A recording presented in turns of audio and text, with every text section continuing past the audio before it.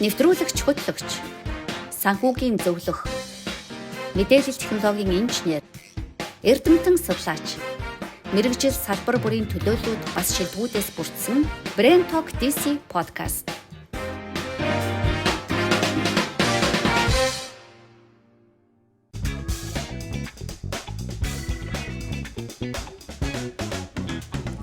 За Brain Talk DC podcast-ийн 7 дахь дугаар электрон тамхи аюулгүй сонголт мөн үү гэдэг энэ сэдвийг хөндөг гэж байна. Brain Talk DC podcast-ийн зүрхэн болсон хөтлөгч нэвтрүүлэгч Уран чимэг буюу Урнаа.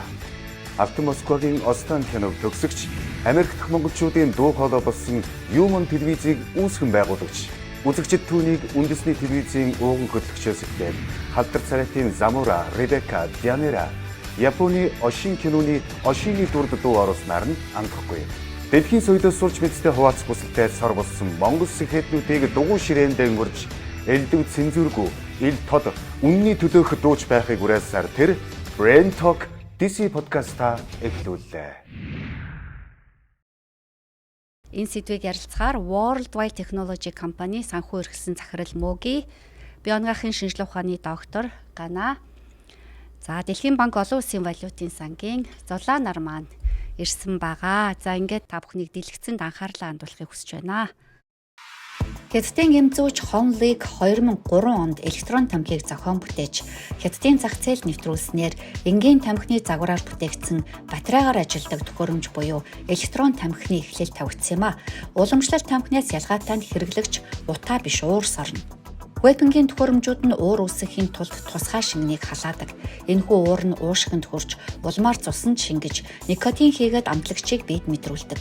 Электрон тамхинд уламжлалт тамхинаас ялгаагүй никотин, глицерин, пропилен гликол болон ам түнэр оруулагч нэмэлт нэгдлүүд хорт хавдар үүсгдэг химийн хорт бодисууд агуулгаддаг.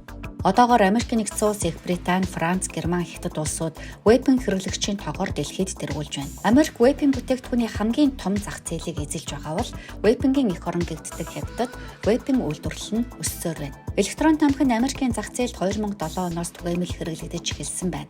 2009 онд гэр бүлийг тамхинаас урьдчилан сэргийлэх болон тамхины хяналтын тухай хууль батлагдаж, тамхины бүтээгдэхүүнийг зохицуулах эрхийг Америкийн хүнс болон эмийн бүтээгдэхүүний захиргаанд олгосон боловч электрон тамхины хяналтыг тэр үед оруулахгүй хяналтаасаа гадуур үлдээсэн байна. Улмаар 2016 онд хүнс болон эмийн бүтээгдэхүүний захиргаа электрон тамхиг өөрийн хяналт зохицуулалтанд багтаасан ч вейпингийн хэрэглээ хэдийнэ өргөнөөр төгж газар авсан байсан нь зохицуулалт хийх явцыг хүндрэлтэй болгож байсан байна. Америкийн хүнс эмийн удирдлагын газар нь өсвөр насныхны тамхины хэрэглээг бууруулахын тулд амттай электрон тамхиг хориглох бодлогыг 2020 онд анх хэрэгжүүлжээ. Энэхүү бодлого нь жимс болон чихэрлэг амттай электрон тамхинд хориг тавьж, ментол болон тамхины амттай электрон тамхиг хүлээн зөвшөөрсөн ч бодлогын хэрэгжилт нь бэрхшээлтэй тулгарсаар байлаа. Америкийн өвчний хяналт ба урьдчилан сэргийлэх төвөөс гаргасан судалгаагаар Америкийн дунд сургуулийн сурагчдын ойролцоогоор 30% нь электрон тамхи хэрэглэж байгаа гэсэн мэдээлэл байна. Энэ нь Америкийн хүнс эмийн удирдлагын газрын бодлого үр дүнгүй байгааг харуулж байна гэж мэргэжилтнүүд анхааруулж байна. Тэгэхээр одоо саяны энэ мэдээллээс харахад Америкийн нэгдсэн улсад дунд сургуулийн сурагчдын электрон тамхины хэрэглээ багагүй байгааг харуулж байна те. За ялангуяа одоо залуучуудын дунд бол бие бинийгээ дуурайж татах эсвэл тамхинаас гарах зорилгоор хор хөнөөл багтаа гэж бодож хэрэглэх юм тохиолдлууд байгаа. Энэ тэгэхээр яг энэ электрон тамхи үнэхээр тийм хор хөнөөл багтаа тамхи муу юм уу гэдэг тал дээр эхлээд подкастныхаа эхний хэсгээр ярилцъя. Электрон тамхи нь уламжлалт тамхиг бодвол эрүүл мэнд талаасаа дээр гэдэг одоо үзлээс улбаалж хүүхэд залуучууд хамгийн их хэрэглэж байгаа шүү дээ. Brain Talk DC podcast-ийн тэтгэн болсон зочин хөтлөгч Бадсул буюу Зулаа. Жинхэнэ органик Монгол үйлдвэрлэгдсэн бүтээгдэхүүн буюу зөвхөн Монгол эзэмшсэн боловсрол мэдлэгээрээ Дэлхийн банк олон улсын валютын санд өргөдөн ажиллаж Монгол хүний оюуны цар чадамжийг гайхшруулж яваа бүсгүй. Монгол залуусын нийгэмдэх эерэг оровцоог нэмэгдүүлж, хүчирхэг хараалт бус нийгмийн төлөө хамтдаа ярилцаж шийдэл төрхийг зулаа чухалчилдаг. Тиймдээч тэр залуучуудын хүч чадал, цаг хугацаа, итгэлийг зөв зарцуулж ашиглаж байхыг уриалгахаар Brain Talk DC podcast-ийн ширээнд дурагдлаа. Залуугийн төлөөлөлт гэдэг утгаараа тэр яхарахгүй Brain Talk DC podcast-ийн тэтгэл болон гялалзж байна. зүгээр ер нь бол анханасаа ингээд нөгөө нэг гарч маркетинг хийхдээ уламжлалт тамхинаас эрүүл учраас ер нь энийг бол татаж болох юм байна. Энэ бол биднэрт хор нөлөө үзүүлэхгүй юм байна гэдэг нөгөө одоо хүмүүсийн санаа байсан боловч яг үнэн эрэхтэй болохоор энэ нь бас л яг адилхан хор хөнөөлийг ингээд учруулж байгаа тий. Одоо жишээлхэд зүгээр яг 2020 оны байдлаар ихэд нөгөө Америкийн өвчнийг хянах төвхөө те тэдний ихээс гаргасан судалгаагаар болохоор тий яг уушиг зүрхний өвчтөөгөр одоо маш яаралтай ирсэн өвчтнүүдээс 2807 яг энэ электрон тамхитай ингээ холбогдож гарч ирээд тэрний 4% нь бол нас орсон гэдэг ийм тооцоо байд юм байна. Тэгээ ер нь бол анхандаа ингээд нөгөө нэг тэр чинь мэдхгүй те яг ямар ийм уушигны өвч энэ хүн тусчваа гэд ингээд их гайхдаг гэсэн гэж байгаа юм л да. Яагаад тэгэхээр бактери байхгүй ням байхгүй тэгсэн ирнээсээ уушиг нь яг хатгаа авчихсан юм шиг ингээд өвдүүлж ирдэг те хүн бол айгүй их юм халуурсан чичирсэн нөгөө ойр орчныхоо бодит байдлыг ялгаж танихааргүй болсон их тийм нөгөө нэг суларсан ингээд биетэйгээр ирдэг. Тэгэд ингээд ирээд яг шинжилгээ хийгээд үзэхлээр гүнч доо вирус алга, нян алга. Тэгээ нөгөө яг хатгаа шиг ингээд зургийг аваад цээжний үндийн зургийг аваад ингээд хатгаа шиг эмчлээд эхлэхлээр ямар ч үр дүн үзүүлдэггүй. Ягаад тэгэхээр тэр чинь нөгөө нян биш юм чинь. Антибиотик ямар ч нөгөө хэрэг болдоггүй. Тэгээ ингээд гайхаад энэ ч одоо яг юу болоод энэ хүмүүс ийм сонин өвчин тусаад яг л хатгаа шиг тэгсэн ирнээс арай өөр. Тэгээд арай өөр гэдэг нь болохоор энэ хүмүүсийн 80 гаруй хувь нь эрэхтэй дандаа гидсний бас өвчлөлтөй ирдэг гинэ зөвхөн нөгөө нэг уушиг зүрх биш дээрэс нь гидс ингээд нөгөө өвдсөн юм шинж тэмдэгтэйг ирдэг. Одоо бол тэрүүгээр нь ерөнхийдөө нилээ ялгадаг гинэ ингээд энэ бол цахилгаан тамхи татснаас улбаатаагаар энэ хүний уушиг зүрх одоо бие нь бол мууцсан юм байна гэдгийг тэгэж ерөнхийдөө ялгадаг гинэ. Хамгийн хэцүү нь бидний мэдх эмчилгээгээр эмчлэгдэхгүй учраас тэр хүн өөрөө л одоо биеийн эсэргүүцэл нь сайн гарч тэр өвчнийг давж туулдаггүй юм бол ерөнхийдөө бол бас ингээд нөгөө амь насанд нь хүрэх тохиолдлууд ингээд ажиглагдаад эхэлдэг юм байна. Электрон тамхи гэдэг бол хүний уушигны хамгийн нарийнхан судснууд хүртэл ингэж нэг утаан ингээд очдог гинэ. Чихэрлэг амт оруулахын тулд Е витамин болон бусад ингээд нөгөө нэг амтнуудыг одоо ингээ хийдэг те. Е витамин чинь бол жишээлхэд зүгээр ингээд хүн гараа зүсцэн байхад түрхчих юм бол соргүй идгээдэг ч гэдэг юм уу. Ер нь бол бас сайн витамин шүү дээ те. Гэтэл яг татаад ингээд ирэхээр одоогор бол яг нарийн тогтоогоо гэж гисэндээ яг тэр нөгөө нэг уушигны судлууд дээр ийм нойтон одоо тосрохог зүйлийг үүсгээд ингээд хааж эхэлдэг юм байна л да. Одоо тэр нөгөө суугнуудыг нь тий.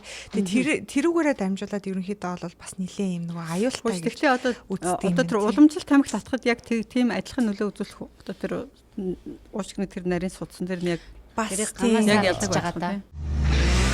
Brain Talk DC подкастын тархин болсон зочин хөтлөгч Ган Төмөр буюу Ганаа. Солонгос Америкийн ихтэй сургуулиудад эрдэмтэн судлаач туслах профессороор ажиллахаас эхлээд Америкийн энзим патентийн эрх авах туршлагыг олон улсад нэвтрүүлж ирсэн тэрээр бие онгоохын шинжилгээ ухааны доктор зэрэгтэй. Brain Talk DC подкастын зочин хөтлөгч маань одоо Америкийн нэгдсэн улсын Вашингтон DC хот дахь Ховардын их сургуулийн энзим сургуульд эрдэм шинжилгээний ажилтан, эмийн химийн туслах профессороор ажилладаг. Зөвлөх эрдэмтний хуваар хувийн хвшилтүүдийг дэмждэг Ганаа докторын сонирхол татам судалгаануудыг та чих дэвсэн сонсоорой. Ерөнхийдөө бол энэ хоёр хоорондоо жоох ялгаатай. Нэгдүгээрт нь бол яг уламжлалт тамхи бол ингээд татаад хвшил нөгөө утаа байгаа байхгүй яг ингээд утаал орж ирнэ. Гэтэл энэ цахилгаан тамхи нь юугаар ялгаатай вэ гэхээр энэ чинь уур байгаа байхгүй. Дотор нь ямар нэгэн шингэн тэгээд уурын дотор партиклүүд жижигхэн юм партиклүүд байгаа. Тэгэхээр зэрэг нөгөө механизм нь өөр болоод ирж байгаа. Одоо чинь зөвхөн утаа ороод шууд гардаг байсан бол одоо уур очоод дотор нь ингээд өөр нэг партиклтэй очоод бүр ингээд суух боломж үүсэж байгаа. Тэгэхээр зэрэг тэр нөгөө хордуулж байгаа механизм нь өөр болоод ирж байгаа гэсэн уушгинд. Тэгээд дээр нь хүний одоо иддэг эсвэл одоо уудаг за ингээд эсвэл одоо түрхдэг тиймэрхүү одоо хэрэглэн дээр хэрэгэлдэг бодисуудыг хийгээд өгсөн байгаа байхгүй. Одоо чинь нэг амт оруулагч ч юм уу те өнөр оруулагч гэд тэдгээр нь болохоор одоо ингээд амьсгалын замч гэдэг юм уу одоо ингээд орж байгаа байхгүй. Орох эсгүй юм байна. Те зам нь буруу өөр замаар орохоор зэрэг сөрөг нөлөө гарах боломжтой болчихж байгаа. Тэгээ яг хөө сайн тал нь гэх юм бол ялангуяа одоо нөгөө тамхи татдаг хүмүүс, бүр архах тамхичтэй. Тэдгээр хүмүүст бол тэр тамхины орлох нэг боломж гэж яг харж байгаа юм билээ. Тэгэд тэгснээрээ одоо нөгөө түрүүн хэлдэг хэдэн мянган хортой бодисын хэмжээ бол хамаагүй багасна. Тэгээ нөгөө хортой авдарч гэдэг юм уу ноцтой өвчлөл нь бол багаснаа гэсэн юм найдлага бол байгаа. Өөр нэг юм нь бол тамхи татдаг хүн гэр бүлийн хүмүүс нь ингээд аюух хортдог шүү дээ. Тэгэхээр энэ тамхиг татж байгаа хүн бол харьцангуй тэр нь бол багасна. Одоо жишээ нь никотин гэдээ бодис байгаа байхгүй. Энэ болохоор өөрөө нөгөө донтуулдаг тий аль болохоор тэр нөгөө олон дахин татмаар болгоод идэг тэр бодисын хэмжээ бол харьцангуй бага. Зүгээр тамхитай харьцуулах юм бол хавдар үүсгдэг бодисууд байдаг. Одоо шатаа тэрнээс үүсдэг тамхи одоо энгийн тамхи татдаг. Тэр бодиснуудын хэмжээ бол маш багассан. Тэр нь бол аюулгүй бага байдаг. Гэхдээ л одоо механизм нь өөр болоод өөр бодисууд ороод ирсэн учраас хортой байх магадлал нь бол байж л байгаа гэсэн. Энэ бол тийм одоо найдвартай зүйл бол биш байгаа байхгүй. Тэгэхээр тэр нь бол батлагдсан. Гэхдээ хэр зэрэг хортой вэ гэдэг нь бол тодорхойгүй байгаа. Яг гэх юм бол эн чинь цаг хугацааны асуудал. Засаад гарч ирэх удаагүй бүтээгдэхүүн биш үү? Бүр бүтэн дүгнэлт тэгээд ингээд яг тэр нөгөө нэг цаг хугацааны ертөсөө яг болоог байгаа юм. Brain Talk DC podcast-ийн судсан болсон зочин хөтлөгч мөнхний буюу Моги Georgetown дэлбийн дуу сонсож улмаар Harvard-ийн их сургуулийг санхүүгийн мастраад үргэсэн түүний ажлын гараа олон улсын хүмүүнлэгийн байгууллагаас эхэлжээ. News Corporation-ийн охин компани ахлах менежер улмаар Америк нэгдсэн улсын төрийн байгууллагын 10 хүртэлх тэрбум Америк долларын хөрөнгийг удирдан залж санхүүгийн бүхэл хариуцлагыг нуруунд дээрээ үрж ирсэн туршлагатай. Үнний төлөө үс бодлоо нээлттэйгээр жиргэж ирсэн Моги маань олон 10 мянган дагагчтай сошиалын ол түүнд яриаггүй хөндөөгүй сэдв үлдээгүй гэмээр асуудал бүхний зангилааг эрж хайж ухаан бодлоо уралдуулж байдаг. Мэдлэгийн уурхай мэдрэмжийн туйл болсон Могигийн сошиалын ертөнцөөр хамтдаа аялцгаая. Цахилгааны хамхнаас татах юм бол та нар илүү их хор тавдар туснаа гэсэн ийм яг баримттай мэдээлэл өнөөдөр бидэрт байхгүй шүү дээ. Гэхдээ хүмүүс бол яг тийнейж одоо хүүхдүүдэд амар их санаа зовж шүү дээ тий. Монголд ч ялгаа байхгүй, Америкт ч ялгаа байхгүй, дэлхийн бусад бүх орнууд ч ялгаа байхгүй.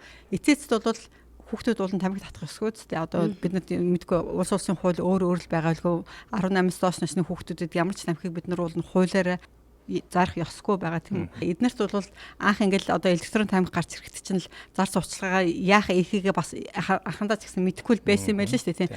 Хамгийн сүүлд нь хэмээсэн Трампын засгийн газар байсан хаашин тэр зар сурталчилгааныхаа хуулийг өөрчлөө. За одоо электрон тамхиг тамхины зар сурталчилгаан дээр одоо нэг картунтай хүүхэлдэйн киноны дүрс зураг оруулж болохгүй ч юм уу тий. Хүүхдүүдэд зориулсан иймэрхүү хэлбэртэйгээр ингэж хийж болохгүй. Одоо жишээлбэл нэг вебсайт байж тал тэр вебсайтны ихэнх users ихэнх хэрэглэгчид нь 21-оос доош насны хүүхдүүд байж гэж боддог тийм үү. Гэтэл тэнд тамхи архийг сурталчлах хэрэггүй мэлээ шүү дээ эдгээр чинь тий. Архи тамхиг сурталчилж болохгүй гэх мэтчлэнгээр ингээд одоо аль болох нэг хүүхдүүдэд хэрэглэхгүй тал руугаа ингээд электрон тамхиг хязгаарлаад ч юм уу. Электрон тамхины нэг амар нэг одоо сул бүр аюу гайтай тал нь ихлээр хинч хийж болтой юм байна. Заавал нэг үйлдвэрээс ингэж авдаггүйгээр өөр би одоо үйлдвэрлэх юм бол үйлдвэрлэж болдог. Тийм учраас ердөөсөө яг ийм бодиснууд орсон гэд хилээд гаргаад ирэх юм баг байдаг. Тэр нь хамгийн аюултай байдаг гинэ. Тэгэхээр ингээд нэг хүүхдүүд тэр чинь нэгдүгээрт аюу хямдхан болчихж байгаа байхгүй одоо нэг уламжлалт тамхинаас тэ хинч тэр хийчиж болно. Дотор нь ямарч нэг бодисыг ингээд оруулчих болно. Айгу балиар тал нь болохоор хин ч энийг үйлдвэрлэж гаргаж ирж болох учраас ямар ч нэг баталгаа байхгүй гэсэн үг. Хүүхдүүдийн хувьд тэгэхээр хүрлцээтэй юм энэ тамхи болж ирж байгаа байхгүй. Яг гэвэл мөнгө зарцуулах баг хэрэггүйгээр өөрөөсөө ингээд хийчихэж байгаа. Тэгээ түрүүн яг нэг ганагийн хэлдгэр эн чинь болохоор мууршуулдаг юм нэг халаадаг тэр нэг тамхиныхын төхөөрөмж дотор ууршуулах юмтай байгаа байхгүй. Тэр чинь бас яг нэг яаж ингэж нэг одоо нэгэн бодисыг ямар болгож байгаа вэ гэдгийг мэдэхгүй. Яг тэгэхээр за яг шинжлэх ухааны талаас яг үйлдвэрийн тамхиг болохоор за энэ бодисыг бол ууршуулахлаар хүнд ингэж нөлөөлөд байгаа юм байна ч гэдэг юм уу нэг тиймэрхүү юмнуудыг гаргаад ирж болох байх. Гэтэл хүн хуваараа үйлдвэрлэж байгаа юмыг хинт хэрэг тэгж гаргаж ирж нөгөө одоо тий мэдэгдэх вэ гэдэг чинь байхгүй болчихж байгаа байхгүй. Тэгээд асуудал бол орж сая яг дулаагийн хэлдэг дээр шээ тэр веб жусээр доторлох электрон тамхиг хин ч гэсэн үйлдвэрлэх боломжтой. Манай найз надад хамтарч хөрөнгө оруулалт хийгээд янжуурын тамхи гаргая гэдэг байхгүй. Тэгснэ ингээ нөгөөтг чи ингээд хоёулаа би нэг 7 хоног чилээ 2-7 хоног чилээ. Нөгөөтгөнд нь өстэй амар авталстай баахан судалгаа хийгээд тэгтээ тэндээс би нэг юм юу сурсан бэхээр зэрэг саяны дулаагийн хэлдэг шээ тий. амар хямдхан аргаар тэрийг чинь хийчих боломжтой байгаа байхгүй. Тэр чинь нөгөө нэг зай батарейг нь хямдхан гаргачих болж байна тийм үү? Амар одоо хятадаас бараг одоо хятадын мэдгүй ирээний захаас батарей хөдөлж бараг хийчих юм хаашаа. Тэнгүүтээ одоо тэр нөгөө нэг веб juice гэдэг байгаа шүү дээ тий. Тэр чинь зохируулдаг нэг юм технологи байна заа юу. Тэр технологи айгүй хүчрэг гэдэг юм лээ шүү дээ. Айгүй хямдхан бүтээгдэхүүн аваад тэр веб juice чинь одоо тэр тохируулдаг температурыг нь дээш нь доош нь болгодог. Тэр чинь температурыг нэгээд дээш нь доош нь болгонгууд тэр одоо химийн бодис нь ингээд өөр бодис ураад ингээд өөр бодис болчихж байгаа байхгүй. Тэр нь чанартай сайн бүтээгдэхүүнээ тэр нь зөв болгоод өөр бодис болох эсвэл яг энэ зөвхөн хямдхан бүтээгдэхүүн чинь өөр бодис болчихж байгаа байхгүй. Тэгээ одоо манай монголчуудыг хэрэглээд байгаа юм чинь хямдхан бодис шүү дээ. Яг тодорхой хэмжээний бодисууд ороод тэр нь ингээд нөгөө халаагаад өгөхөр задрахаасаа өмнө зөвхөн уур болоод тэр нөгөө aerosol гэдэг байгаа байхгүй. Тэрэндээ ингээд хамтраад ингээд дэшегээ дийгдчих ёстой юм уулна. Мэдээж хууль усаар хийж байгаа хүмүүс бол юу ч хамаагүй хэрэглэн шүү дээ. Тийм учраас тэр нь бол илүү найдваргүй бүр аюултай байна. Энэ бүр хууль бусч биш байгаа. Ингээд хуулиар хориглоогүй. Тийм учраас хүмүүс хийж болно. Зүгээр харин яг Америкийн хувьд бол одоо FDA-д бол хариалын өгсөн юм байлээ. Тэгээ ер нь Хянара гэдэг зөвшөөрлийг өгсөн. За тэгвэл одоо хуурамч болон жинхнийг яг яаж ялгах вэ? Тэгвэл хуурамч нь мэдээж хэрэг хоолой тэрийг бол ялгах юм хизээч одоохондоо бол үнээр нь ялгагдах юм биш үү? Аюу хямдхан байдаг гэдээ өөрөө түрүү ярьсан шүү. Үгүй тий. Тэгтээ тэр чинь би өөртөө татахын тулд би өөрөө хийчихэж байгаа бол тэгэл одоо тий тэр чинь одоо жишээ нь манах шиг уст ч юм уу тэр болго ингээл үйлдвэрлэхт бас жоохон төвхтэй байх. Яг гэх юм нилээ юм хэрэгтэй юм чи. Гэхдээ хятадд үйлдвэрлэж болох. Хятадд хийж байгаа шүү дээ. Угаасаа энэ чи анханаас хятадхүн анх зохион бүтээсэн.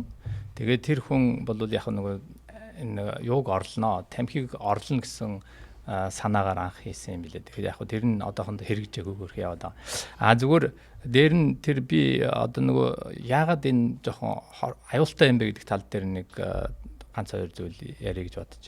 Энэ Америкийн нөгөө өвчнийг хянах сэргийлэх төв гэдэг байгаа байхгүй. Тэндээс ингээд стандарт тодорхой хэмжээний мэдээлэлүүд гаргацсан байна. Тэндээс ингээд харж байхад бол 18 наснаас доош хүүхдүүд, за жирэмсэн эхүүд, за өндөр настай хүмүүс ч гэдэг юм. Эдгээр хүмүүс бол ерөөсөө хэрэгжилж болохгүй гэж ингээд бүр хориглолцсон. Яг хуу тамхи татдаг архаг тамхичд бол яг тодорхой хэмжээгээр хэрэгжилж болно. Яг хуу Америкийн нэгдсэн улсад бол бас сүүлд ингээд мэдээд одоо сүүлийн нэг 5 жил 19 онд юм да эднийх тэр FTI зөвшөөрлийг нөгөөд тэгээ ингээд хянаа гэд зөвшөөрлийг нөгсөн. Тэрнээс хойш бол маш эрчимдээ хянаад тэгээ одоо ингээд 5 жилийн дотор ихт чинь бараг 80% бууруулсан байгаа байхгүй. Одоо хүүхдүүд бараг авах боломжгүй болж байгаа. Жирийн тамхиа татна, дээр нь электрон тамхиа татна ингээ хавсарч штэ. Тийм үед одоо ямар хор өнөлтөө? Мэдээж илүү хортол дээр нь дахиад илүү хор ороод ирж байна гэсэн үг шүү дээ. Өмнө хэрэгжсэн. Өөр төрлийн хор ороод ирж байгаа юм тийм. Өөр төрлийн хор өөр замаар орж ирж байна шүү дээ. Хоёр давх. Ариг гэж тамхийнхаа утааг яа гэж дээр нь шингэн утаа орж ирээд уушгин танаал. Би тэр нэг ийм видео үзсэн байхгүй юу? Яг 30 хоног ийм нэг сурдаг савнд ингээд электрон тамхи тэгээд нөгөө зүгээр тамхи хоёрыг ингээд нөгөө яг ийм адилхан ийм давтамжтайгаар ингээд татуулаад байгаа байхгүй тий. Тэгээд ингээд дотор нь дан хүн хийцэн. Гэсэн чинь угаасаа хэдхэн хоногийн дараа нөгөө уламжлалт тамхи татсан тэр нөгөө хүн нь бол тасхаар тий тэр нөгөө нэг шилэн ингээд тасхаар тэгээ бүр ингээд гаргаж ирээ тэр нөгөө нэг татуулж ийсэн одоо энэ юуг ингээд сууг биш тий тэрийг ингээд гаргаж ирээд хуруугаараа ингээд ийм хар ийм нойтон ийм тортог гарч ирж байгаа байхгүй. Тэгтэл яг нөгөө электрон тамхиг нь дахиад бас аваад ингээд үтсэн чинь цагаан мөртлөөсөө яг юм тус шиг юм тортог тэрэн дээр ингээд буучсан. Тэгээ тэрийг ингээд гаргаад ирэхэд бас яг ялгаа авахгүй. Ердөөсөө л бүх юм тортог болчихсон. Тэр нөгөө нэг шил мэл нь бол нэг нь харахад ингээд цагаан юм шиг хэрнээсээ ингээд үцгэлээр ийм зузаан ийм тортогнууд ингээд тогтцсон. Нөгөөх нь болохоор хар тортог ингээд очиод тогтцсон. Тэгээд ялгаа авахгүй. Тэгэхээр чи бүр тэр нөгөө нэг эмчнэр бол үнэхээр хориглд юм билээ. Хойлонгийн яагаад ч хамтдаа хэрглэж болохгүй. Нэг бол уламжлалт тамхиа тат одоо бүр болохгүй бол тэгээ нэг бол тэр нөгөө цахилгаан тамхиа тат аль нэг нь хэрэглэхээс биш давхцуулж өртөөсөө болохгүй гэд ингээд. Гэтэ өнөөдөр хардаг хүмүүс очиж байгаа боловсрал амар буруу байгаа байхгүй. Ягаад тэгэхээр вэ тий. За одоо ингээд электрон тамхины маркет тэртээ тэрнгүү амар хурдцтай өсөж штэ тий. Одоо дэлхийн зах зээл 9 тэрбумын зах зээлтэй ингээд байсан энэ бүтээгдэхүүн чинь одоо жилд 30% өсөлттэй бүтээгдэхүүн гэдэг чинь ер нь ер нь одоо жирийн бүтээгдэхүүн 5-аас доош хувийн өсөлтөө 30 тэрбум гэдэг чинь одоо баг тэр эзэмшигчээ бол ингээд зүгээр хоногийн дотор тэрбумтан болох тийм хурдцтай байгаа байхгүй. Ийм амар хурдан өсчихэд гэтэл хүмүүс бол бодохдоо ингэж бодож байгаа байхгүй. За хэрвээ өнөөдөр одоо ийм амар олон хүн электрон тамхи татаад байгаа юм бол нөгөө уламжлалт тамхи татж байгаа хүмүүс чинь тэгвэл ийшээ орж ирээд тэгээ электрон тамхи татаад байгаа юм гэтэл үгүй шүү дээ. Уламжлалт тамхи татж байгаа хүмүүс нь стил нөгөө нэг 2-3% өсдгөр ингээд өсөөл аажмар. Тэгэхээр чин шинэ хүмүүс электрон тамхины зах зээл рүү орж ирээд байгаа байхгүй. Энэ яагаад шинэ хүмүүс электрон тамхины зах зээл рүү орж ингэж амар хурд өсөж байгаа гэдэг нь одоо яг нөгөө нэг гаргаж байгаа мэдээлэл буруу явж байна, зар сурталчилгаа буруу явж байна, боловсрал те хүмүүсийн эзэмшиж байгаа боловсрал буруу явж байна. Яагаад тэр зэрэг электрон тамхи чинь сейф шүү, аюулгүй шүү гэдэг мэдээлэл өгөө тэнгууд чи одоо нөгөө нэг тийнейж нэг хүүхдүүд орж ирж байна, залуу хүмүүс орж ирж байна те. Тэгээ ялангуяа би түрүүн хэлсэн шүү дээ ингээд электрон тамхиг хамгийн их татж байгаа хүмүүс эцэц хаана вөхөр ядуу буур орнууд байгаа байхгүй. 80% нь ядуу буур орных. Одоо ингээл манай Монголын охтууд нэг учиргүй электрон тамхи татаад худлаа зураг ахуулаад үгүй шүү дээ. Наадах чинь эцэц зүгээр хэлэхэд би нэгэ дуурайгаад сайн мод маягаар айгуу сайн тал нь тийм гоё харагдаж болох юм. харин тий сайн тал нь зүгээр л нэг хэдэн мөнгөгүй багнууд мөнгөтэй юм шиг харагддаг тэнэглэл эцээцэд байгаа хгүй манай Монголын. Тий. Тэгэхээр хэдүүлээ сая өсвөр насныхны тухай айгуух ярьлаа шүү дээ. Тэгэхээр подкастынхаа дараачийн хэсгээр хэдүүлээ одоо өсвөр насныхны электрон тамхины хэрэглээний талаар ярина. Тэгээд энэний өмнө нэг видео үзүүлээд тэгээд ярилцлага үргэлжлүүлье. Электрон тамхиг анх жирийн тамхинаас аюулгүй хувилбар гэж сурталчлан эрүүл сонголт гэх ойлголтыг өсвөр насныхан дөгч зах зээлд гаргаж ирсэн бол одоо түүний эрүүл мэндэд үзүүлж байгаа сөрөг нөлөөнүүдийг Америкт ихээр ярьж бичиж сэрэмжлүүлж байна. Жишээлх юм бол 2023 онд Америкийн нэгдсэн улсын дунд болон ахлах сургуулийн сурагчдын 10% нь буюу ойролцоогоор 2,800,000 залуус 1 сарын хугацаанд электрон тамхи хэрэглэсэн гэсэн судалгаа байна. Үүний дотор ахлах сургуулийн сурагчдын 10% нь, дунд сургуулийн сурагчдын 4.6% нь электрон тамхи хэрэглэснээ хүлээн зөвшөөрчээ. Ахлах сургуулийн сурагчдын электрон тамхи хэрэглэх хувь 2022 онд 14.1% хүрч байсан бол 2023 онд энэ нь 10% болтлоо буурчээ. Харин дунд сургуулийн сурагчдын хэрэглээ энэ хугацаанд 3.3%-аас 4.6% хүртэл өссөн үзүүлэлтээ гарсан нь мөн л мэргэжилтнүүдийн сэтгэлийг зовоолж байна. Хүүхдүүдэд ер нь электрон тамхи яаж нөлөөлөх юм, эрүүл мэндийнх нь хувьд тэ сэтгэл санааных нь хувьд яаж нөлөөлөх гэдэг талаар хэсэгт ярилцъя. Хүүхдүүдийн хувьд тэр никотин гэдэг бодис хамгийн аюултай бодис. Тэр бодис чинь ялангуяа тэр тархины хамгийн одоо чухал тэр нөгөө creative thinking гэдэг илүү тийм нөгөө жоохон бүтээлч сэтгэл тий тэр хэсэгтэр нь очиж ингээд үйлчлээд тэр хүүхдүүдийг бол оюун ухааны хувьд тийм бүтээмжгүй айгуу тийм юу болгож өгдөг. Айгуу ноцтой. Тийм учраас цахилгаан тамхиг бол ерөөсө хоригддог. Нэг хамгийн гол нь цахилгаан тамхич юм болохоор нэр хүүхдүүдийн хувьд ч гэсэндээ олд цамаагүй л байгаа байхгүй. Тэгээ уламжлалт тамхич юм бол одоо аливаа нэгэн дэлгүүрт ядчил өөрөө орох юм бол ID-гаа үзүүлэх гэдэг нэг одоо асуулт тавигдаж байгаа тийм. Хяналтгүй үед бол хамгийн их хэрэглэгчд нь бол өсвөр үеийнхэн хүүхдүүд байсан байгаа. Ер нь Америкт. Одоо бол нөгөө хяналт гараад ирсэн болохоор харьцангуй багассан, хэмжээ нь харьцангуй багассан. Гэр бүлийн юу бол маш их нөлөөлнө шүү дээ. Одоо жишээ нь эцгийнх нь хажууд нь тамхи татаад байх юм бол дуурайгаал татна. Ойр тойрны хүмүүс нь татаад байх юм бол дуурайгаал татна. Тийм учраас тэндээс бол их үлгэр дуурайл авч өсвөр насны юм бол. Эцэг эхээс гадна бас сургууль хамт олонны зүгээс бас ямар ажлуудыг энэ Америкт хийдэг бол хичээл зааж шүү дээ. FTN бүр ингээд системчлсэн юм програм гаргаад хүүхдүүдэд ингэж хичээл заагаад найрлаганд нь юу ордгийг яаж үйлдвэрлэдгээс нь эхлээл юмыг ингээд заагаад системчлсэн юм хэдэн оноос хичээл заасан юм бэ? Трамп ерөнхийлөгч байсан гэдэг чинь одоо хэдэн 2018 оноос 19 оноос юм байна тийм. Тэгээ одоо үнэхээр буурсан үр дүн байгаа болов. Харин тэ буурсан. Тэр 19 онд 5 сая гаруй хүүхдүүд өсвөр насны хүүхдүүд хэрэгжилж исэн бол 24 оны байдлаар бол сая гаруй болсон гэж. Харин тийм. Тэгэхээр энэ бол маш том өөрчлөлт өгсөн байна. Миний нөгөө өмнөх ажиллаж байсан байгууллага бид нар нөгөө нэг эрүүл мэндийн хууль өөрчлөхөд датаг нь цуглуулж өгдөг гэсэн. Тэгж яхад электрон тамхины зар сурталчилгааны хуулийг өөрчлөөд одоо тэр энэ картон шүү дээ тий хүүхд мөхтийн юуны хүүхэлдээ тэр юмны зураг оруулж болохгүй хүүхэд сэрүүн байх үед зурагтаар ерөөсөө тамхи юуны зар сурталчилгаа явуулж болохгүй.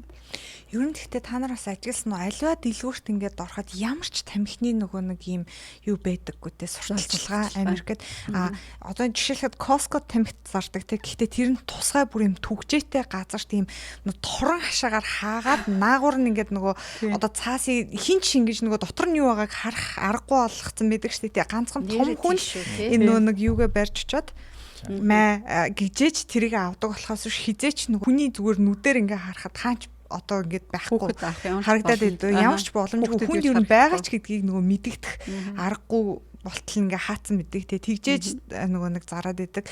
Тэгээ тэр бас айгүй үр дүнгээ ингээд өгдөг баха. Өшөө дээрээс нас ингээд одоо энэ ямарваа нэгэн юм нөгөө үйл ажиллагаа эхлэв штэ те. Тэгэхэд бас ингээд нөгөө нэг эрүүл ах нь айгүй чухал гэдгийг айгүй сурталчилж байгаа шиг байгаа. Тэр нь юунаас гэхэлэр та нар ийм нөгөө элдв одоо нөгөө биеиндээ хортойцс ингэж оруулахгүй байх юм бол ийм нөгөө амжилтанд одоо юу гэдэг спортын амжилт ч гэдэг юм одоо манай хүүхд жишээлхэд ингээ хөл бөмбөг ингээ тоглоод явхад та нар одоо тий 9 настай хүүхдүүдэд хурал хийгээд тий тийг ингээ үзүүлээд бүгдийг нь дүгнж байгаа байхгүй та нарын одоо жишээлхэд хурд хүч энэ дээр хамгийн их сайн гарна. Им ингэж уух юм бол ингэж нөлөөлдгөө тий тэрийг ингэж татах юм бол тэгж нөлөөлдгөө гэдгийг нь бүр хурал хийгээд ингээ анханаас нь хилээд Одоо энэ өсвөр үеийн хүүхдүүдийн рол модель те дуурайдаг хүмүүс нь хийн дандаа тэр 3 дахь хүмүүс байх хэвээр тэр зургатаар гарч байгаа гоё ихч байна. Тэр гоё рок н роллын гоё ах байна. Дандаа сошиал медиагаар тэр хүнийг дуурайж ин энэ хүнийг дуурайж ин. Тэгэхээр өнөөдөр би ингээд нэг би боддог та нар одоо ингээд Америкийн одоо энэ тийнейж хүмүүсийн рол модель одоо Taylor Swift чинь амар прешертэй тий. Одоо нэг алдаа гаргачих юм бол их эцгүүд эднэрлүү чи амар дайраад штэ тий. Миний охин чамааг ингээд рол модель хийгээ явж явах чи ийм ёс суртахуунгүй юм хийгээд тахтаа гэдгийг чи тийм юм хийгээд тахтаа ингээд эднэрлүү дайраад байна. Гэтэл өнөөдөр манай Монголд штэ тий.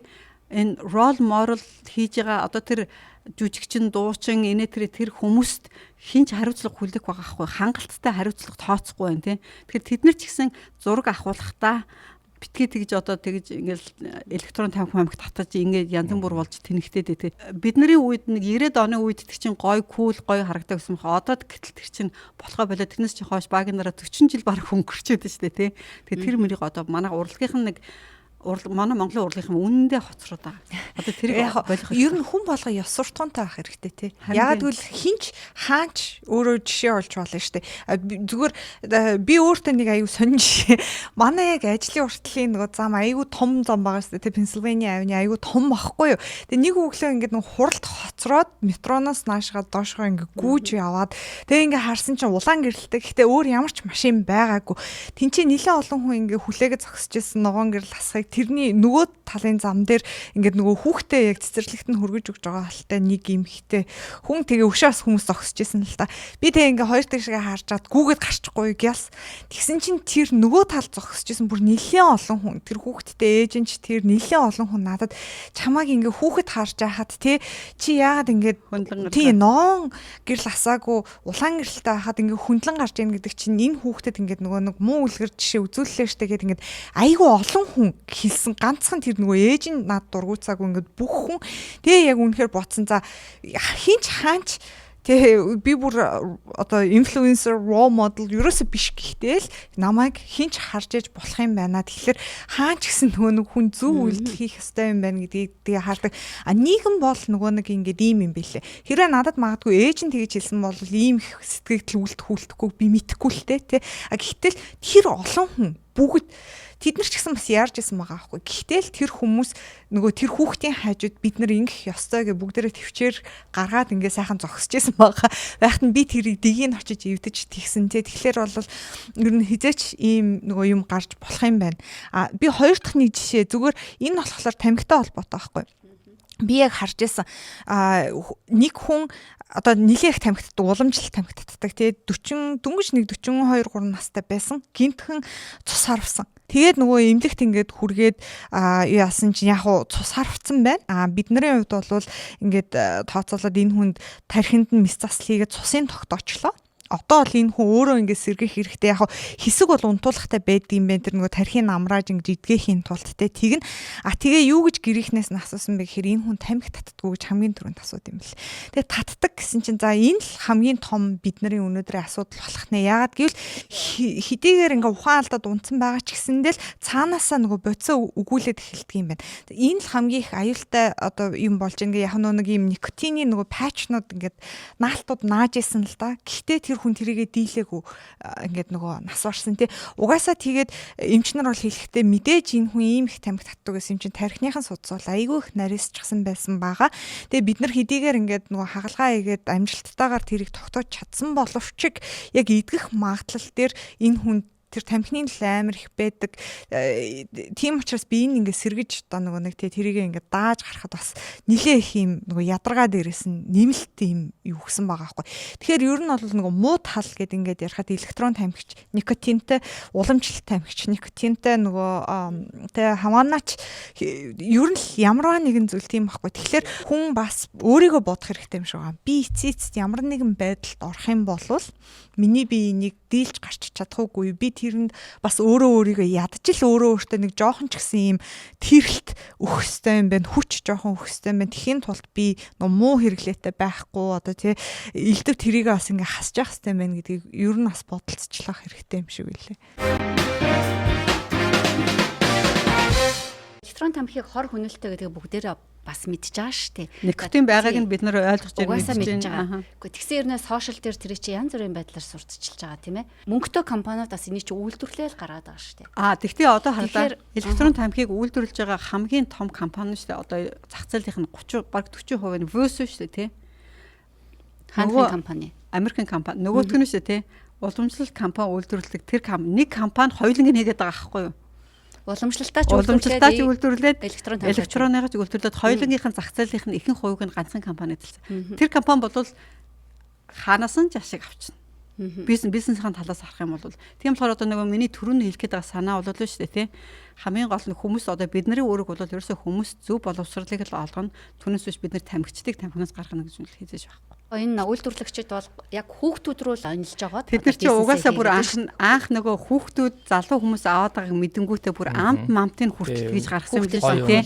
Strawberry одоо нөгөө James Memsний амт оруулаад харин бүр тэр мэрийг орлоо. Тэгээд яг нөгөө Trump-ын тэр хууль гаргахдаа тэр амтыг нь хүртэл нөгөө хүүхдүүдийн дуртай амтнуудыг хүртэл хассан юм билээ шүү дээ. Тийм мент цэмтэй үлдээсэн билээ те хамгийн сүүлд те. Сайн муугийн ярьлаа шүү дээ. Америкийн нэгдсэн улсад одоо энэ электрон тамхитай холбоотой хууль зүйн орчин бүрдэж эхэлсэн гэх. Тэгэхээр эндээс одоо манай Монгол улс юуг нь авч хэрэгжүүлээсэ гэж та нар бодож байна. Эднэрийн нэг хууль байна заяа. Тэр нь болохоор зэрэг электрон одоо рок энэ дуучид муучд ч бай тэд нар мэдэрч тамхины талаарх бүр спонсоршипийн ч өгдөг юм байна. Тэр мэргийн хүртэл хуулиараа хоригдсан байдаг. Тийм болохоор манай Монгол ч гэсэн яг ялгаагүй адилхан болгочих واخгүй.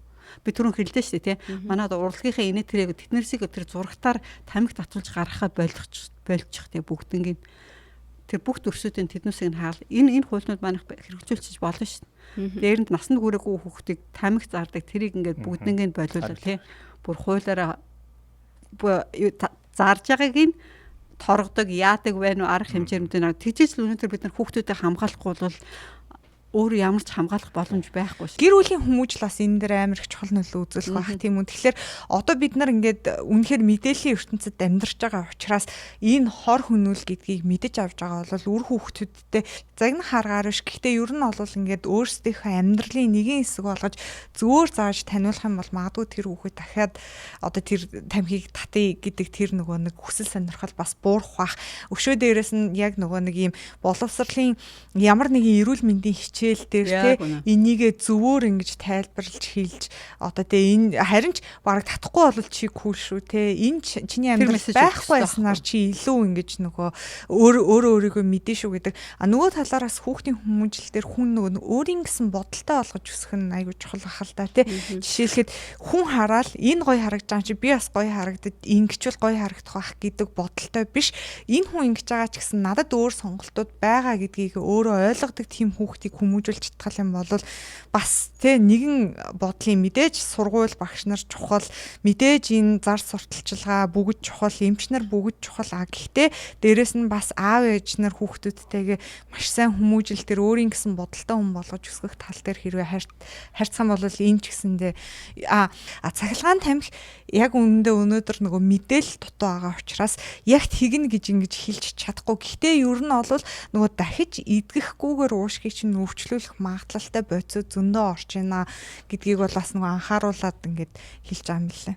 Хамгийн гол юм бол мэдээж цахилгаан тамхиг, ямарч тамхиг те хүүхдүүд зардггүй болох хэрэгтэй. Нэгдүгээр тэгээд тэр түрүүн хальт дуудагдсан зарж байгаа байгууллагууд, компаниудтай бол хатуу тэмцэх хэрэгтэй. Өөр арга байхгүй. Ер нь бол хүүхдүүдэд хамгаалах хэрэгтэй. Одоо жишээ нь энэ бусад улсууд яагаад ингэж байна вэ гэдэг чинь бүр тодорхой болчихлоо шүү дээ. Хүүхдэд бол асар хортой учраас энэ ерөөсө болохгүй мэнэ гэдгийг мэдсэн учраас ингээ хориглоод байгаа. Тийм учраас монголчууд хэрвээ үнэхээр монгол хүмүүс ирээдүйгээ хамгаалъя, ирээдүй хаачаа эрүүл байлга яал гэж яах юм бол эртхэн шиг энэ зохицуултаа хийгээл явах зүгээр. Тэгээ электрон тамхиг хамгийн гол нь хоригдсон орнууд бүр 48 орн байсан уу? 48 орн чинь хуультай юм билээ. Тэр дундаас 8 орн бүр тас хоригдсон юм билээ шүү дээ, тийм.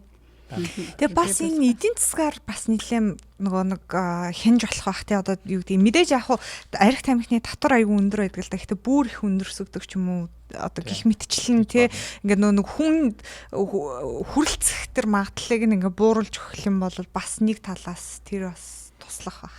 Гэтэ ер нь л яг иймэрхүү юмнууд бол хүн өөрөө л шийдэж хүн өөрөө л дотроо тэгэн тихгүй гэдгийг бодохгүй бол бусад ийм нөгөө нэг хүчин зүйлүүд бол мэдээж нөлөөлж байгаа ч гэсэндээ яг хүний өөрийн нөгөө тэр суур хүмүүжил суур бодол шиг нөлөөлж бас маш мэдээлэлтэй боловсролоор дамжуулж тий. Энэ уулсан шүү дээ тий. Жилд 34 тэрбум долларыг тамхинаас үүсэлтэй өвчнөд зориулдаг.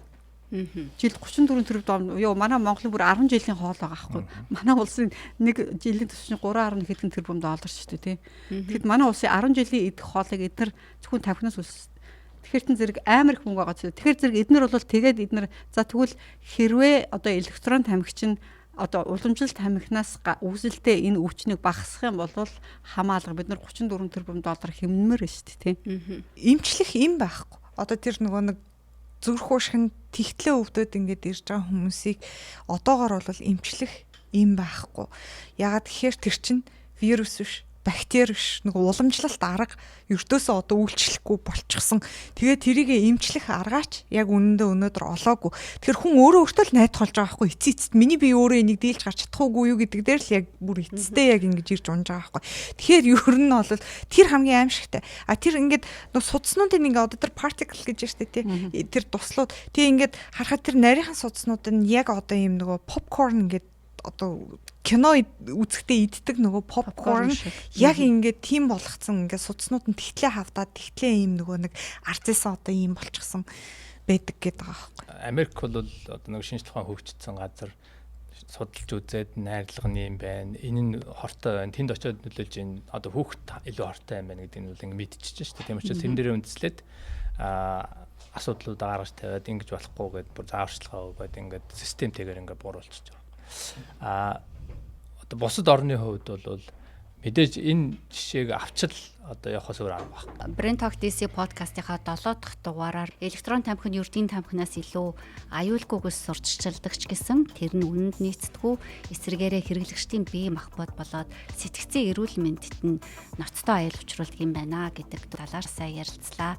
Тэгэхээр электрон тамхины хэрэглээ нэмэгдэх хэрээр ирээдүйд никотины донтолт болон тамхины хэрэглэнээс үүсэх өвчнүүдийн тоо нэмэгдэж болзошгүй байгааг Дэлхийн эрүүл мэндийн байгууллагаас мөн анхааруулж байгаамаа. Ингээд энд манай төр засгийн бодлого тодорхойлогчид, боловсролын байгууллагууд, эцэг эхчүүд, нийгмийн төлөөх төрийн бус байгууллагууд никотины донтолтыг үүсгэдэг электрон тамхины ухуулах сурталчилгаа хэрэглээнд анхаарлаа хандуулж, хууль эрх зүйн орчин бүрдүүлэхэд хамтран ажиллаж хяналтаа сайжруулах цаг хэдийнэ болсон байна гэдгийг өнөөдөр Brain Talk DC подкастынхаа 7 дахь дугаараар хилээд энэ удаагийнхаа подкастыг өндөрлөж байна.